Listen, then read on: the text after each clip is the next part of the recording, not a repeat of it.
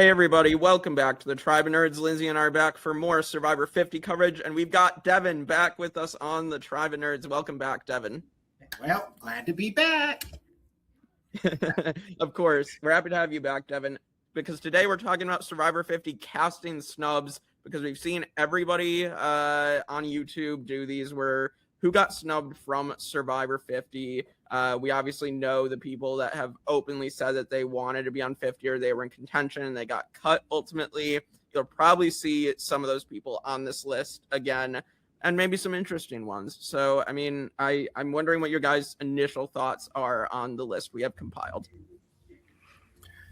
I'm ready. Go ahead, Devin. Yeah, I'm excited to talk through it. Yeah. I mean, it's a good list. And just for like transparency, so the three of us off recording, we came up with the list. We each picked 10 players. We picked 5 men and 5 women who we each wanted to represent our picks on Survivor 50. And we're going to cut 6 of them and build the perfect cast of 24 people that aren't on 50 already. So none of these people are people who are currently cast on the season. So we just want to make that clear. So I'll go over them real quick, and then we can kind of just like go down the list and go through and just be like, is this person who we want to cut? All right. So first up from my team, we have Tina Wesson from Australian Outback, the winner, of course. And also from Australian Outback, Lindsey, you picked Jerry Manthe, 3-time Survivor player. And then, Lindsey, you also picked Teresa T-Bird Cooper from Survivor Africa.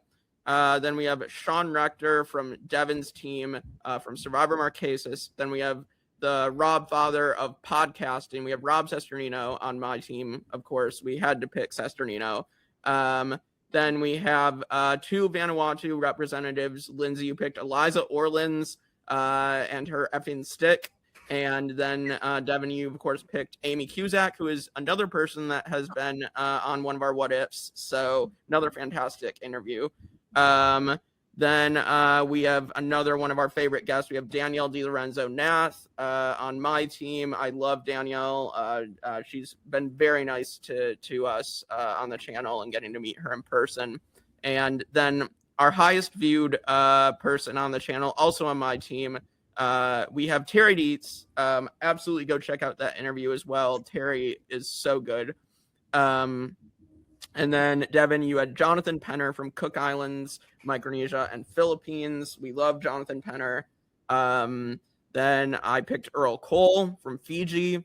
Then, Devin, you picked Todd Herzog, another person that is a friend of the channel. Very, very nice. So that's a couple winners there in a row. Then I picked the Amanda Kimmel, 3-time player. We can definitely get into why she might not have been on 50, because Denise Martin from China ended up revealing something that she thinks why Amanda didn't come back. So then Lindsey, you picked Tyson Apostle. Of course, he is going to be on House of Villains season 3 coming up. So that's going to be very interesting, I'm sure. Then, Devin, you picked Laura Morrett from Samoa and Blood versus Water. Then, of course, I had to go with my boy Malcolm. This list would have been incomplete without him. Lindsey, you then picked Laura's daughter, Sierra Easton from Blood versus Water, Second Chance and Game Changers. She voted out her mom. Shocker. What? I didn't know that. Yeah. It's very secret in the Survivor community. Then, Devin, you picked 2 Kagian people. You picked Chaos Cass and Spencer, a.k.a. Ryman Bloodsoe. So we had to pick the 2 rivals there, possibly go to head-to-head for a 3rd time. Then, Devin, you also picked Kelly Wentworth, another fantastic player. And then, Lindsey, you picked Sydney Gillen from Koran, and someone who definitely should have been back by now, but sadly she is not. Devin, you picked Jay Starrett. Obviously he went on the challenge, but yeah, we will talk about probably, if he should come back for 50. Lindsey, you then picked Dominic Abate, the last person we just talked about on 1 through 50. Then, of course, we have to pick another friend of the channel. We have Janet Carbon on my team from Island of the Idols. We love Janet. She's fantastic when she's been on here and on the show, of course. Then, Devin, you picked Marianne O'Ketch from 42, the winner of 42. We love Marianne. And then I picked Mike Turner, another friend of our channel, runner-up of 42, and the winner of Survivor Vanquish, Fans versus Favorites, won. Then, Lindsey, you picked Omer from 42, Omer Zahir. Omer's another fantastic character who probably should have been on From the New Era, but shockingly isn't. And another few people that probably should have been on From the New Era, of course, for the last 3 picks. Lindsey, you had Jesse from 43. Very shocking he's not on. And then, of course, Carolyn Weiger from 44 and Trader Season 3. And that is obviously a big reason why she is not on 50, because Jeff is petty. And then our last person is Andy Rueda. Lindsey, you picked Andy from 47, and one of the craziest growth arcs in the Survivor history. So that is our list.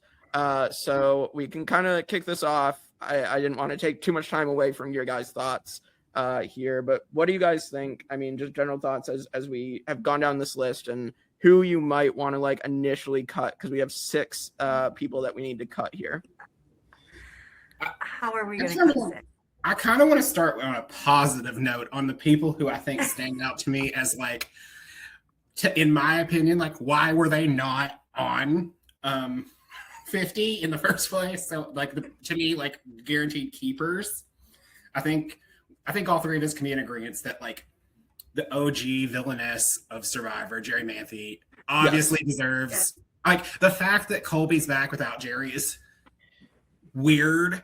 Like, I feel like their stories have kind of grown together. We've kind of watched them go from like a one-sided love story that turned bitter, and then they were enemies back to friends. And like, I would love to have seen what that cultivated into now, like 48 seasons later. So I want to defend Jerry, obviously, because like even though she's on Lindsey's team, like to me she was also like one of the first draft picks. She was probably going to be my second draft, because I'm also going to defend the second villainess of Survivor, who kind of like obviously my favorite player. Like I'm going to defend Amy.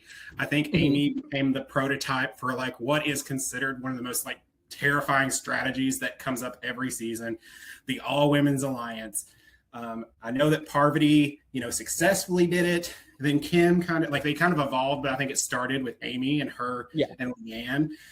Amy obviously being the one that's more well-known in the community. Obviously, like, I also feel like she just needs that another chance to go in and play, because like, obviously during Micronesia, she was not in a good headspace. Yeah. So actually getting to see her come back, I think she's always been like a player that's always going to do really well early on, just because she's decent at challenges. She's not like overtly like too confrontational, but obviously it's Amy, and she's going to get the machete, and she's going to point at people with the machete and tell them they're going home at some point during the season. So I want to defend like the villainesses, like Chaos Cass. Yeah.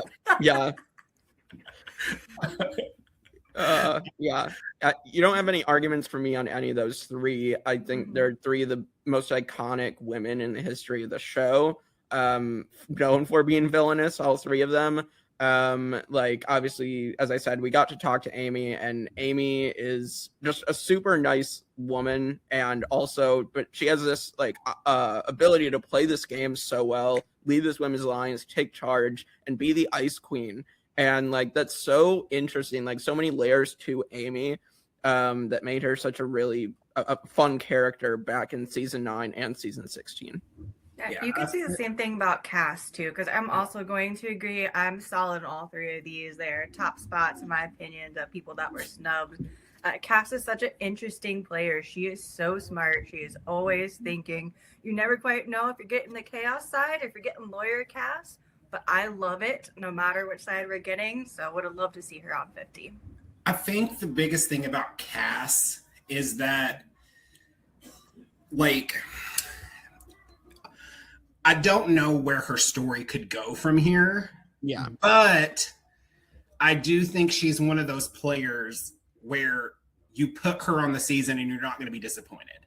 Like, she kind of fulfills that archetype that like a coach on the actual 50 would fulfill. Like, does coach actually have much more that we haven't seen?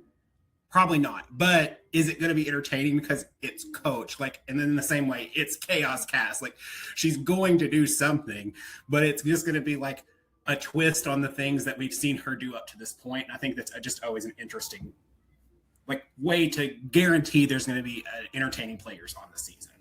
100%. Yeah, I agree completely. Like, yeah, Cass, and like, I mean, I guess if you were saying Colby and Jerry, I do feel like a rivalry that has like similarities of like their 2 seasons together is of course Spencer or Ryman, as he goes by now. But I don't know, like I'd still be intrigued by a third time from both Spencer and Cass to go against each other, because I feel like, you know, they're still gonna fight, they're still gonna bicker, and they're still gonna be entertaining together. So, but also, I mean, they did have like a conclusion to their arc in Second Chances, because Cass saves Spencer and then he does end up voting her out of the game, and then, you know, at the end he is like to Cass, yeah, maybe we can go get like a beer at some point. Obviously she doesn't end up voting for him still, but like there's like so we many want to see them have the beer now. Like that's the next step. Like now we want to see them have the beer. I do have like 100%. A trio. Unless Lindsey wants to jump in, I do have like a trio of men I would like to talk about. Let's go for it. Go for trio of men. So the 3 men that I kind of think all kind of fulfill, to me, they just have arcs that to me aren't complete. They have a reason for returning. And obviously Terry, you know, he got the second chance, and then obviously we've seen what happened. He did not get to, although, I mean, in a way, I think he was probably on his way out of the game based on the way that the tribes were divided at that point, but it never actually happened. We never got closure to that. So him, and then obviously Malcolm, like we got that weird, both tribes go to tribal and Malcolm gets screwed out of the game somehow. Tribal, thanks JT. Putting a cap on JT's story, but also now leaving the Malcolm, where we never got Malcolm 3.0. Malcolm 3.0 got cut off at the knees before he even got traction. And then the third one is Dom. The person closest to winning the game without winning the game. I mean, it came down to a tie that the third place finisher had to break. Obviously not in his favor.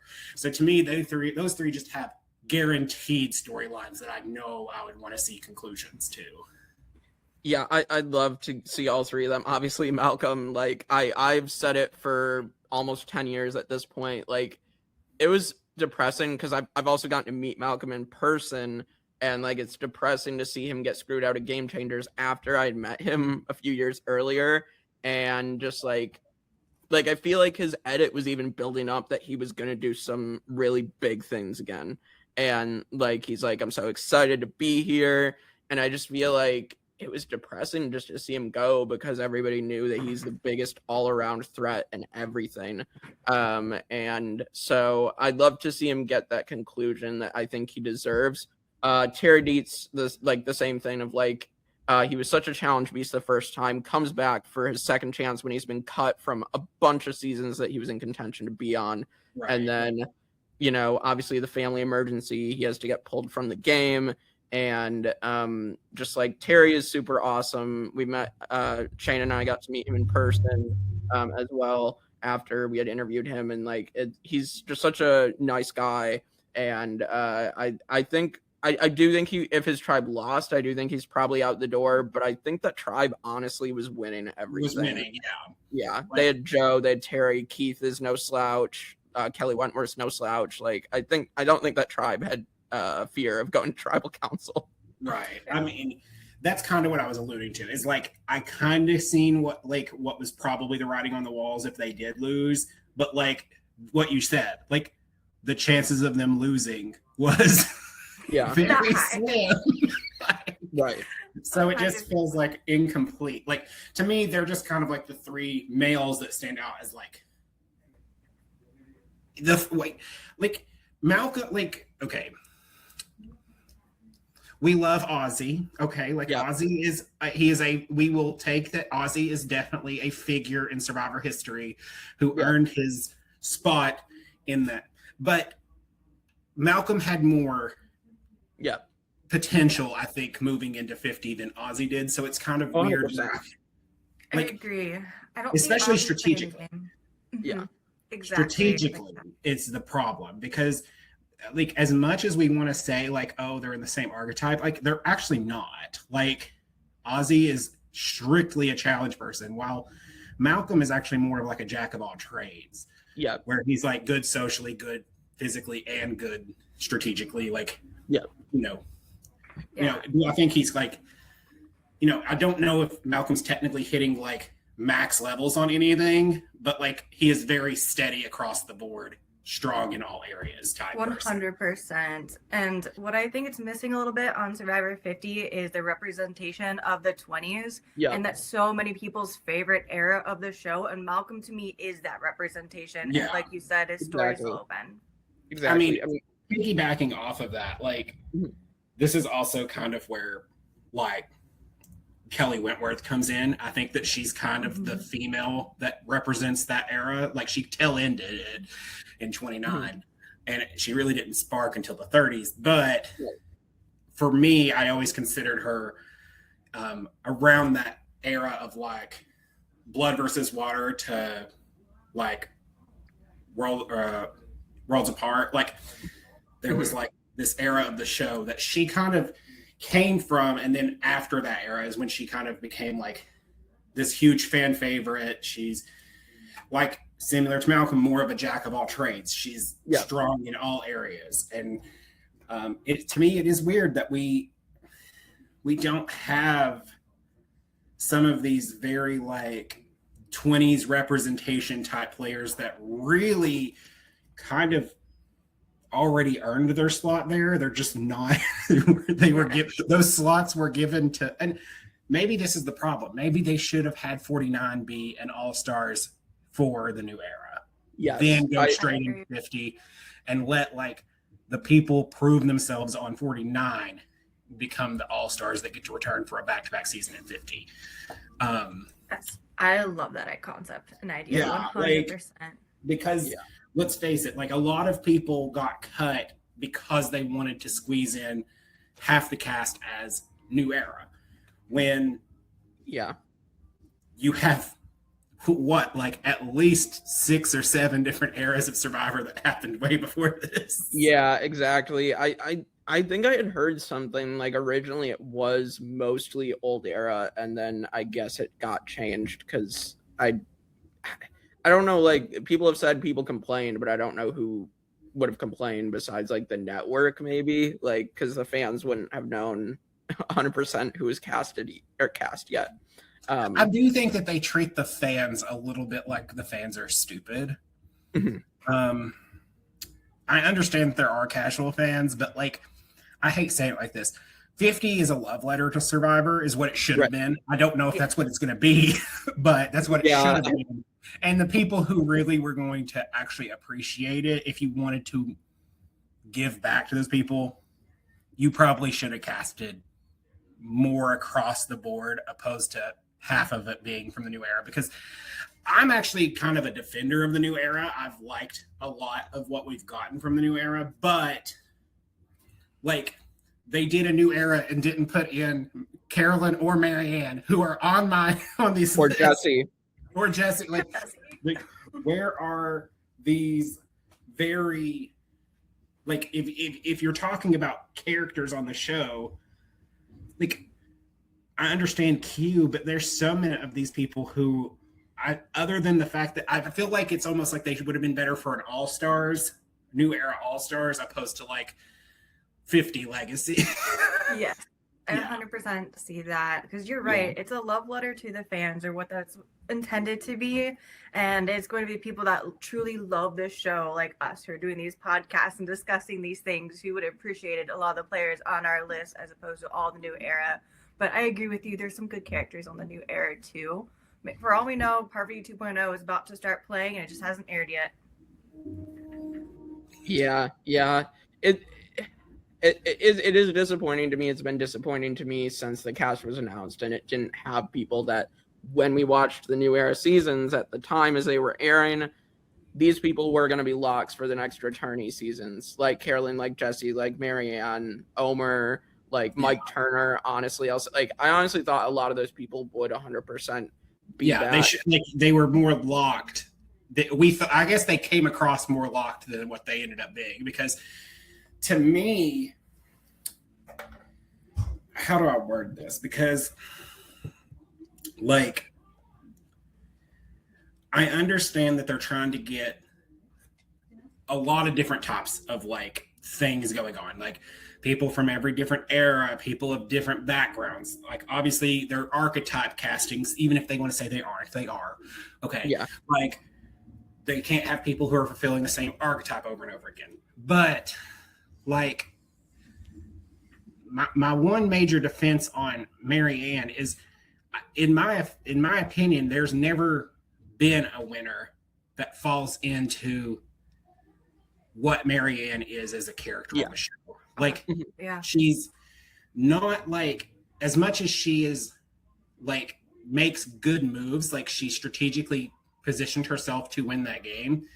Overall, I consider Marianne more of a character than a than player. You know what I mean? Like, she was the delight, like the one who came in smiling and always had some kind of weird like analogy for how much she was enjoying the show.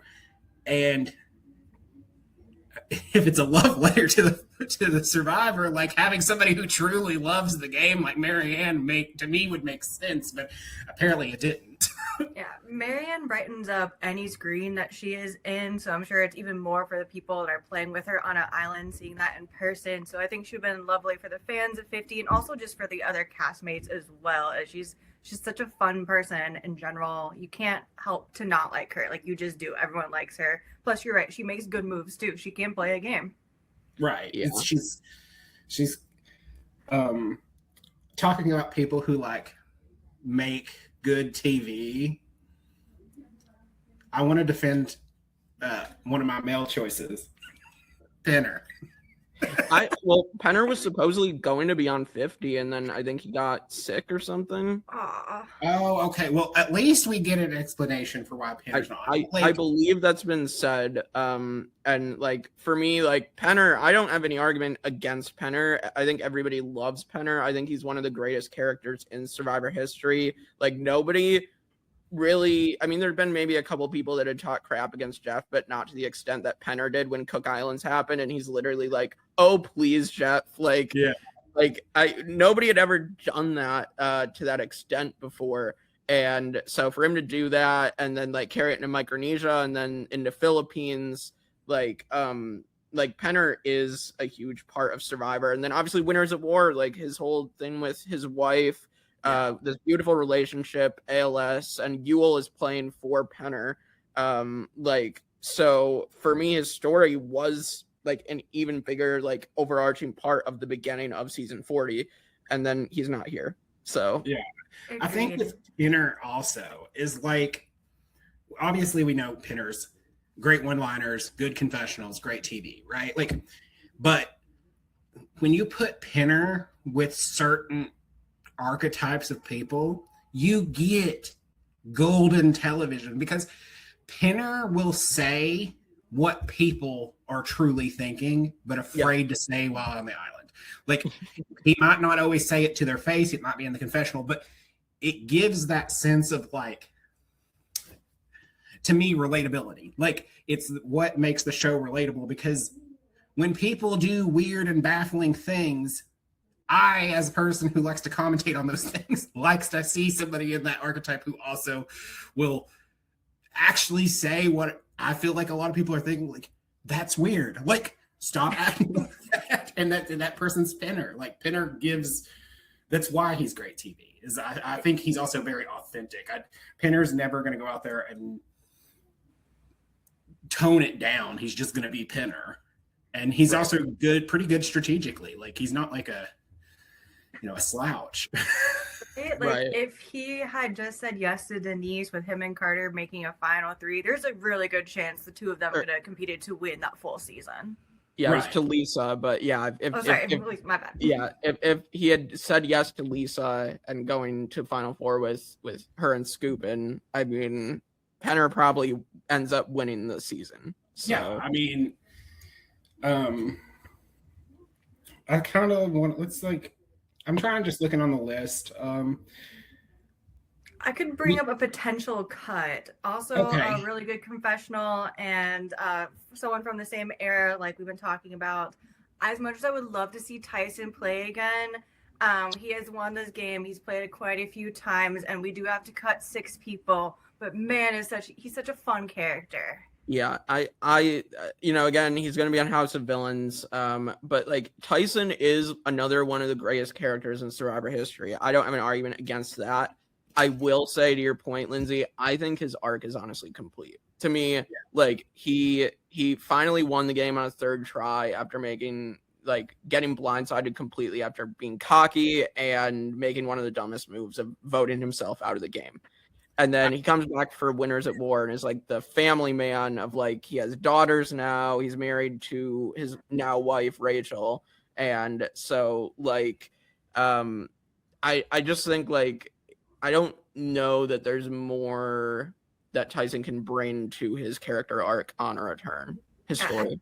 So here's what I have to say about Tyson. Like, first off, like Tyson aired on the screen in Tocantins shortly after I got my first like dog when I was like a teenager. I got a Papillon and I named it Tyson.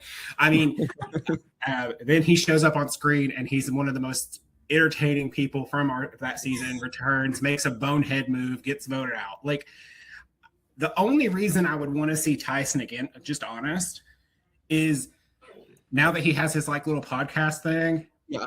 And he's got his haircut again, and he seems more like Tocantins Tyson visually. So I'm like, I kind of like that version. Like, if we could get that again, I don't know if I want like Family Man Tyson, but like if we can bring back that old style of snarkiness. But I do think that what he brings would be brought by Penner as well. Like, I think that like as far as like what they're going to bring confession wise, obviously Tyson's way more physical, maybe one of the most physical people to ever play the game. Very fair. So I think that I agree. Overall, I think his arc is pretty much complete. He just competed on the last like monumental season. I don't know if like he's necessary, but like it's not somebody that I would be mad if he was there. Like I would be like, oh, cool. Yeah, I wouldn't be upset if Tyson was there, but I like, it's a reason why, because like I love Adam Klein, but that's a reason why I didn't put him on the list. I love Adam, but I do think in terms of like, I would rather see people who didn't play on 40 play on 50. So I agree. So I am going to veto Tyson just because of the things we discussed. I think for one of the 3 men, I think we should get Tyson off the list. I'm good with that. I think that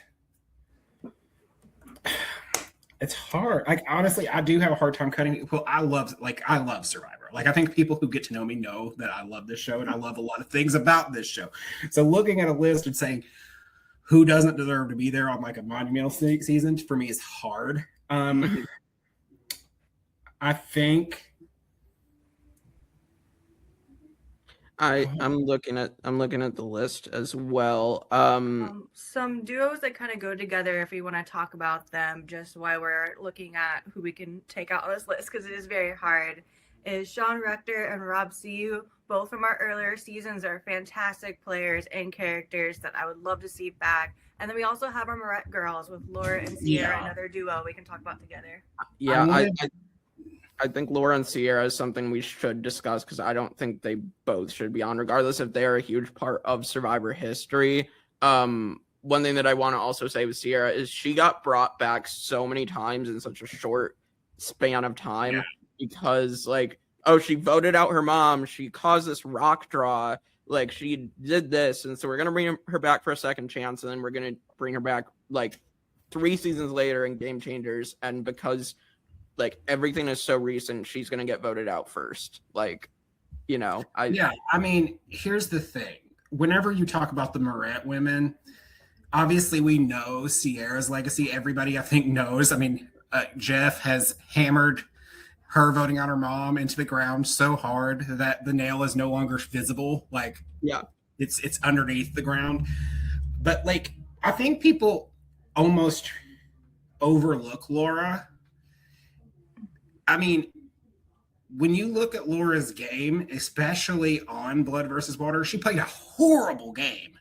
But her game was bad. her performances on Redemption Island were so. It was impressive. Like, she basically upped Christine from South Pacific, and she basically it was just to me it made her very intriguing. Like, here is somebody who clearly, I think maybe like based on what we've seen in Samoa, like she's a bit of a like prickly person who's like kind of sometimes hard to, you know, understand where she's coming from. But I think that she was probably more outdone in the fact that like the pregame, I don't think that she was on the people's lists of people they would expect to be back.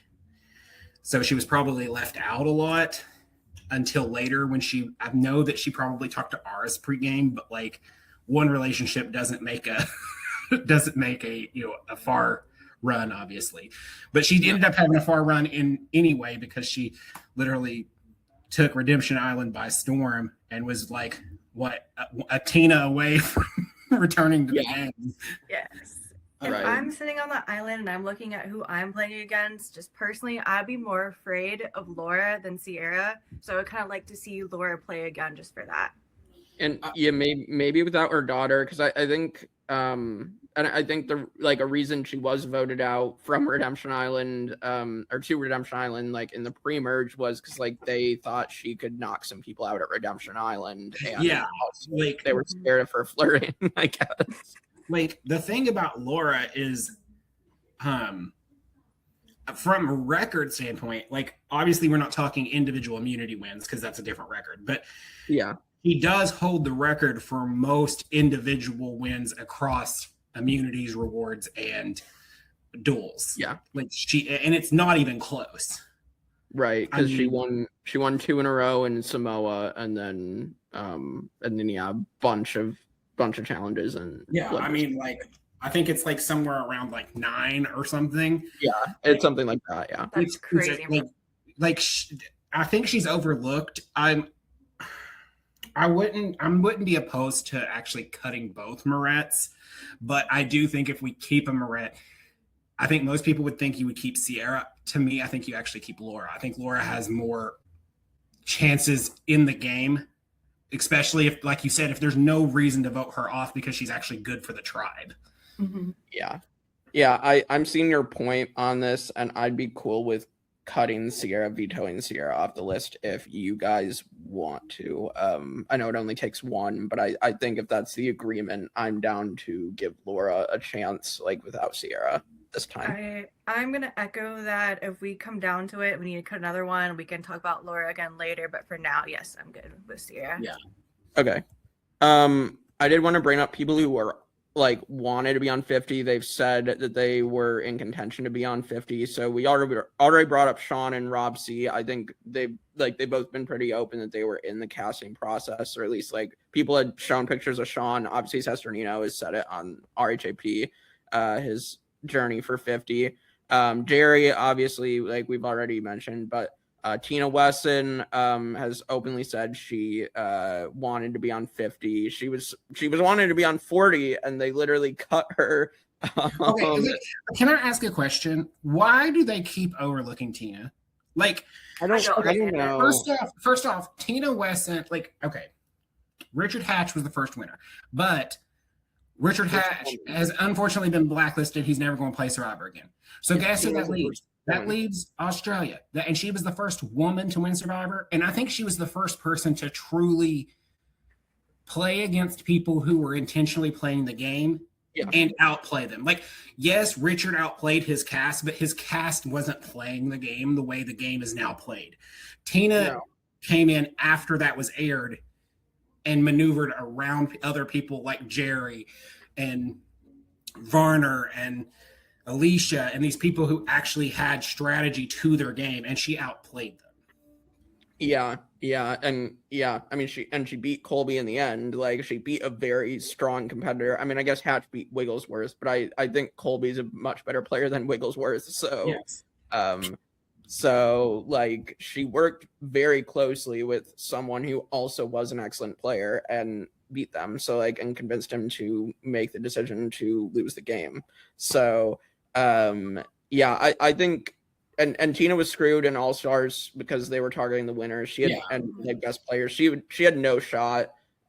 She didn't do anything wrong. Then Blood versus Water, she comes back with Katie, and she's very like, I think an underrated part about Tina, she's very sassy. Like, she says things that are just like, geez, Tina, like, she's like so fun.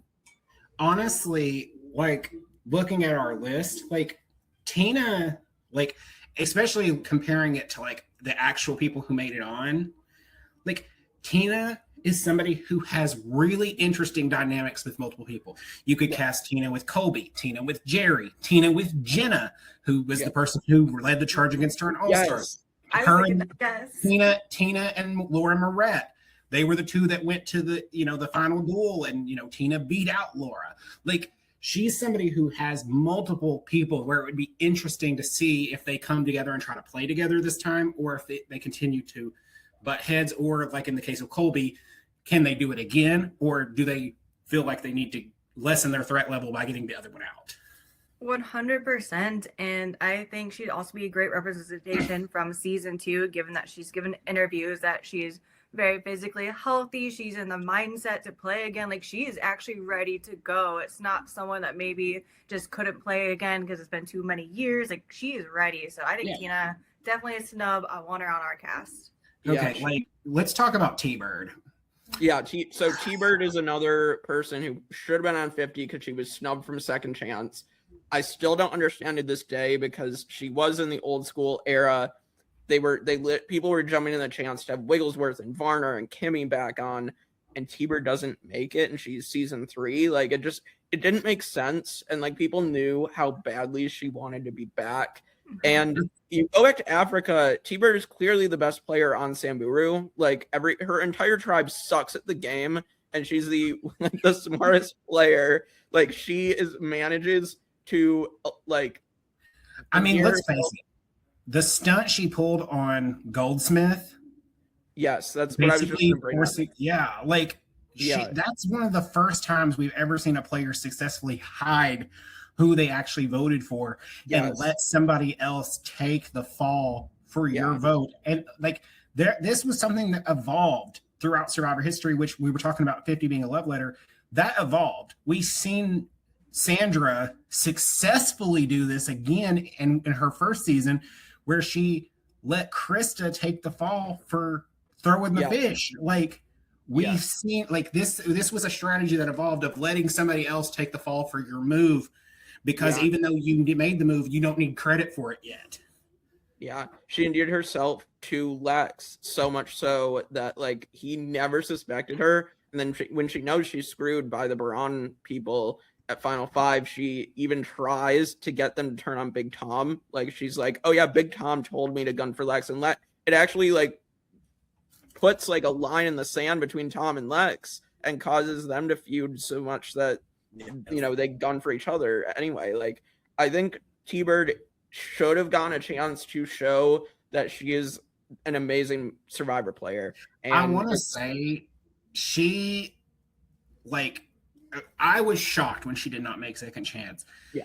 And going into Second Chance, I kind of thought, like, if she gets on there, there's like a very high chance that she like wins, but it also breaks that trend of like the older woman taking the fall at Final Tribal. Like, I was like, this is somebody who I think, based on what I'd seen from her on RHAP and how much relationship she had with almost the entire group of 36 who were in the running for it, like she was going to be very insulated. Like I feel like that was kind of her season, and it's kind of crappy that like I feel like that's where her legacy should have been.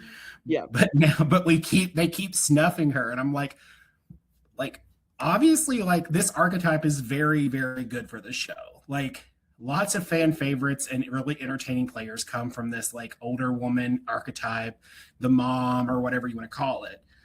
And to me, it's like kind of a shame that T-Bird has not been back. Like, I know that's not like a hot take, but it's still baffling to me. Agreed. I think she might be one of the most loved characters or players in all 49 seasons, both by like old school and OG fans, by casual fans, by the players themselves. So that with her strategy, I think she really could have done well on 31, just like she could have done really well on 50. Yeah. I think T-Bird should stay here. So I'm looking at the list of people, and another person I wanted to bring up to stay, honestly, because she wanted to be on 50. She's told us we got Danielle DiLorenzo Nath, and like I think Danielle would actually be even more interesting to come back now that she is like a mom and like is a parent and like has more life experience. I think she'd be much more interesting, like even like because I do think like Heroes versus Villains, she didn't get as much of an edit probably because like she is with Parvati and Russell, and they're the two, I guess, more interesting personalities. I mean, like you have the most iconic female winner and the most notorious villain up to that point in Survivor. Yes. Exactly. So I think Danielle 100% should get another chance because I think she would play differently, and I think she'd show more of what she has to offer to the show. And she did, like, honestly, she was a part of Survivor history with Terry, because I think her cutting Terry convinced Jeff to get a final 3 facing the jury because like they were pissed. Yeah, I mean, she did.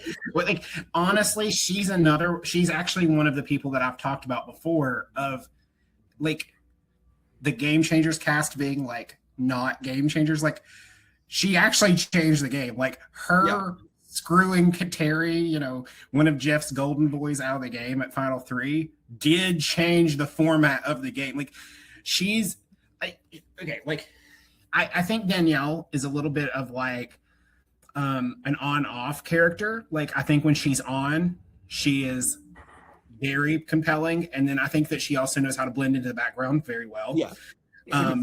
So I think she's interesting, and I have a hard time deciding like who we would cut, but I do think if you keep Danielle, I think you kind of have to cut Amanda.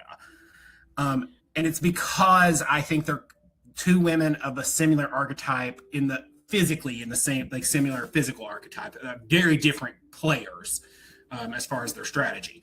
But they also, it's like, I think that Danielle has more potential than Amanda. I think Amanda's journey, as much as I like Amanda as a player, I do think that, I'll just be honest, I think Jeff screwed Amanda. Jeff screwed Amanda whenever he started comparing her to Boston Rob and saying she's the female Boston Rob. Do you all remember that era of Survivor where that's what he did? Like, that's not like, yes, it's like, you know, nice. Like he probably meant it in a good way, but like that puts it in everybody's minds. Like she's a female Boston Rob. Like that's what Russell says when he votes her out. Like, you're the female Boston Rob. Like, I like as much as like I would like to see Amanda again, I think, like you said, Devin, I'd be more willing to see Danielle again. And that's not just because we've met her, we've talked to her, but I think she has much more to offer than Amanda. And it is also funny that Denise Martin literally said she dropped out of 50 casting because of Ozzy being there. So like, I think that's just absolutely wild. To be fair, like, didn't they have like a really messy like postseason after 16? And isn't that probably why Ozzy wasn't on 20, right? Like, because Amanda didn't want him there. Yeah, I think honestly that both of those are true. Yeah, I think because they had a very messy history after Micronesia. So they tried to date, right? Like they did actually try to date. Obviously, we saw them on the show. Amanda like admitted that she apparently knew that Ozzy was getting blindsided in reality, and then I think Ozzy that shows you though. That shows you how good of a player she is, because some people aren't able to cut those personal relationships and they screw their own game. Yep. And she was able to cut that aside and say, okay, like I'm going to get to the end of this game. Like, and she did. I mean, to be fair, she's a 2-time finalist, back-to-back seasons. But I do think with Amanda, unfortunately, she got doing that and then getting the comparisons to like really big names, and then I think that and especially on Heroes versus Villains, it kind of felt like once she realized that the heroes were like, especially after the whole her and Danielle fight at at the thing, like I kind of felt like she was just like over it. Like at least at that time, like she was like, I am so done dealing with these people. Like this show has gotten too crazy for me. Like with the way people choose to play, especially like being around like a Russell. Yeah. Since Amanda got the nod in Heroes vs. Villains and ended up getting the clue from the popcorn, maybe Danielle should get the nod here and get to play 50. Yeah, so I'm cool cutting Amanda. So that's the second woman. So we have 2 women cut, and Tyson's the only guy that's been cut. So we need 1 more woman and 2 men to finish this podcast episode. I'm gonna argue in favor of Mike Turner staying on. Yes. Just because I think he's one of the people from the new era that I'd really love to see him play after he watched him like get second place and learn why. I want to see what he can do again, especially since he did play Vanquish and he's a former winner of Vanquish. Yes, he literally won because he knew what he did wrong at Final Tribal. Like he knows how to argue his case now. Well, like this is the thing. Like, Mike, I obviously, like, I know he's really big with Vanquish, and like I got to talk to him whenever he came to our season to give us our little pep talk. I think it was at the merge or something. I can't remember exactly. Yeah. But like the biggest reason for me thinking if you keep Mike, like keeping him on this cast, is because we do have Marianne here. Yes. So like, we talk about people who like rivalries from old seasons. Like this is probably one where we would get a Mike and Mary. I can see them either choosing to work together, but I can also see them kind of like potentially targeting each other because, you know, obviously Marianne won. Yeah. Yeah. So for me, if we're looking at, because we have like 342 people, I think Mike and Marianne are more interesting. Omer, like I think he's a really fun game player. He's chaotic, but I know he's friends with Marianne. I feel like it'd be more interesting to see Mike and Marianne play together. As much as like I like Omer, but like that I think that'd be the direction I would take to cut Omer. Actually, I'm gonna agree with that one. Mike and Marianne together on the same cast, and hopefully Omer, we see him for All Stars New Era and a couple. Can I just say, like I watch RHAP plays Blood on the Clock Tower. Yes. And my opinions, like I love Omar as a character. I think Omar is a fantastic, like probably a great person, very entertaining.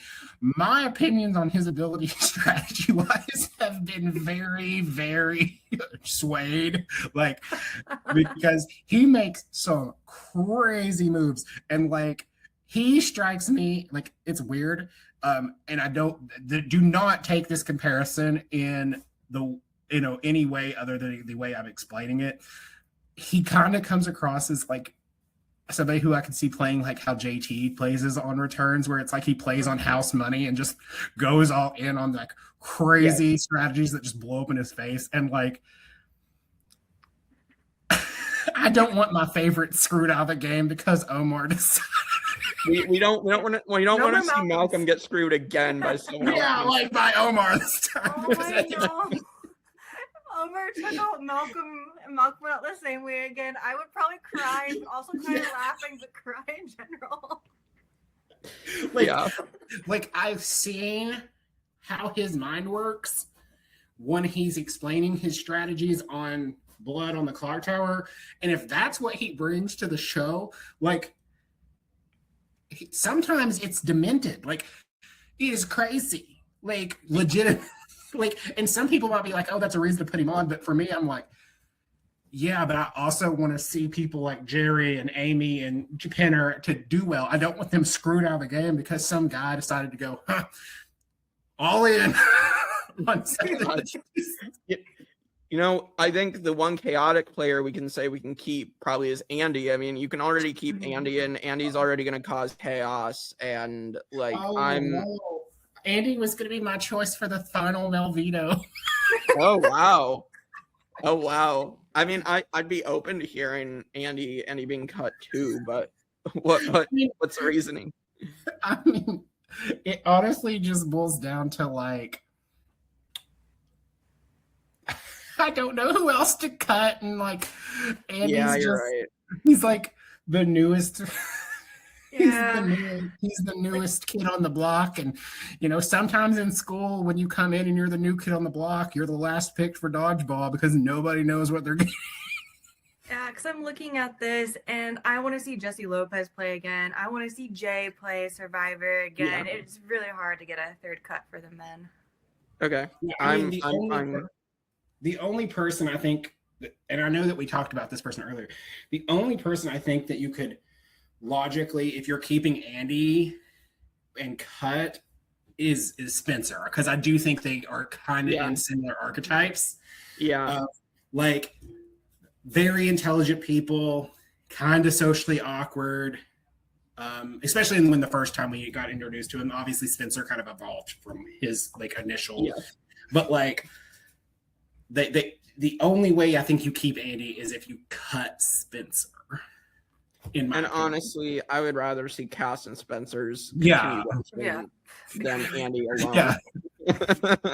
So sorry, Andy, but I've decided that I want winners on this cast, and I think a 4 winners, 2 women, 2 men of Tina, Marianne, Earl, and Todd. Makes sense, which means we're keeping,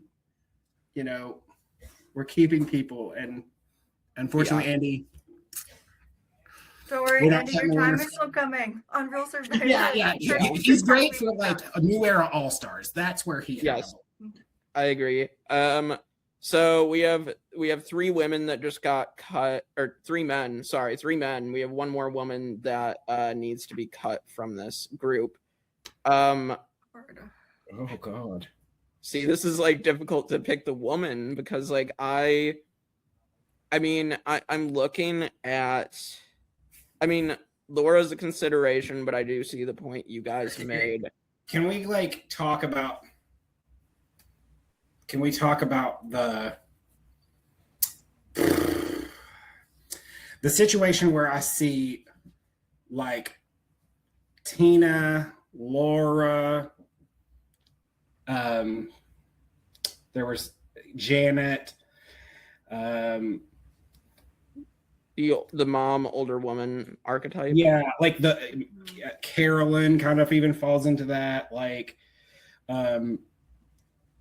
T-Bird. Like there's a lot. We have a lot. Which I love that archetype. So we love that. But like that's kind of where my minds go, because like I hate saying it. Like to me, you kind of need the villains. So like. I want to talk about some of the people who did not get like little speeches from us, like Eliza. Yeah.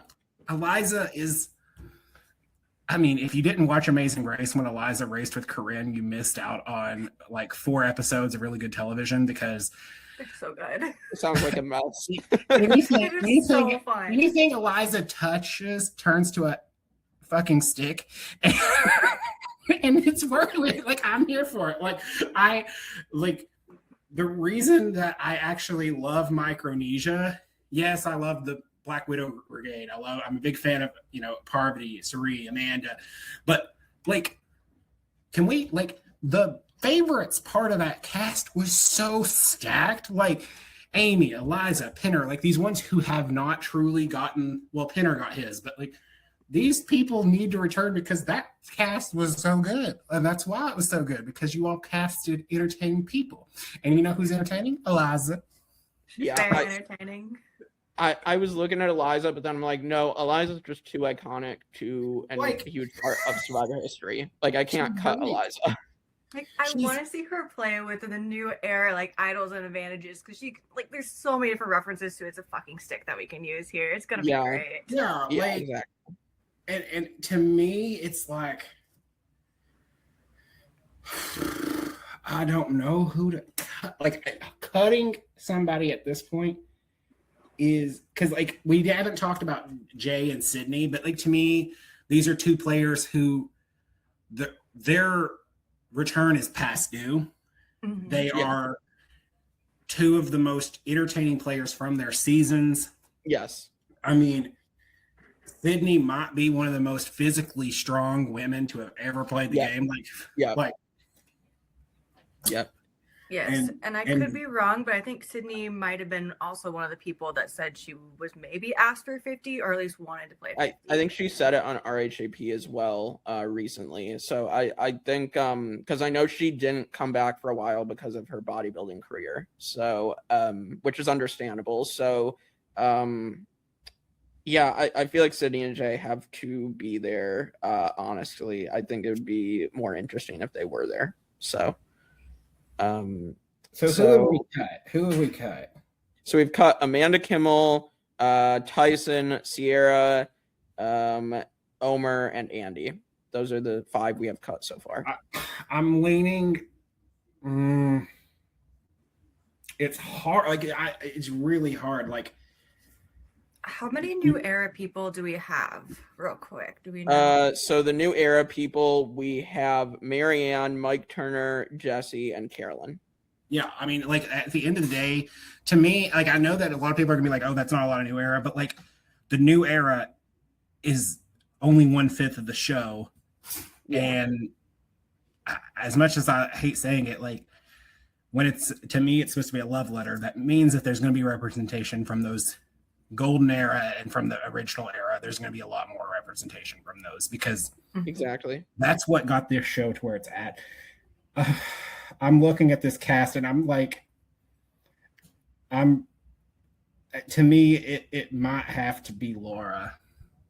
Yeah, I just think I'm looking at the board and I don't see any other option to cut Yeah, anything. like- So Like, it might have to just be Laura, because, and it comes down to this, like,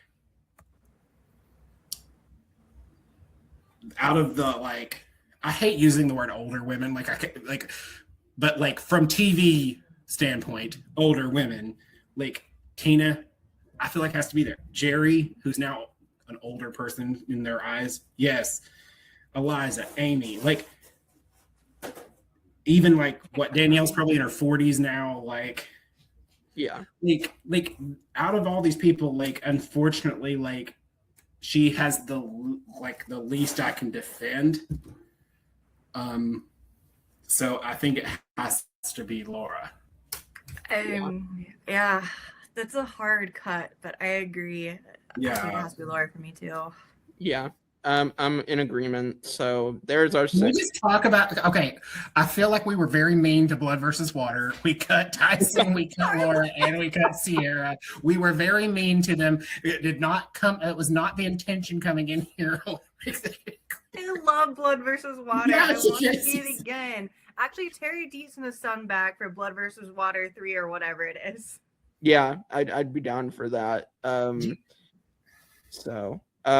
All right, so the list, I'll go through it and then we'll close this out. So who we have on our 24-person cast of alternate universe Survivor 50: Tina Wesson, Jerry Manthe, Teresa T-Bird Cooper, Sean Rector, Rob Sesterino, Eliza Orleans, Amy Cusack, Danielle DiLorenzo Nath, Terry Dietz, Jonathan Penner, Earl Cole, Todd Herzog, Malcolm Freberg, Chaos Cass McQuillan, Spencer Ryman Bledsoe, Kelly Wentworth, Sydney Gillen, Jay Starrett, Dominic Abate, Janet Carbon, Mariano Ketch, Mike Turner, and Carolyn Weiger, and Jesse Lopez. Boom. I mean, Best it's still, season ever. I mean, it's just a good cast. I mean, CBS, if you're hiring, we did a great job. You need Call us. casting people? I'll Yeah. tell you all the hard truth. Yeah. Yeah, so this has been great. Thanks so much for coming on, Devin. We will definitely have you back on at some point in the future for more stuff. And Lindsey and I, of course, will be covering more Survivor 50.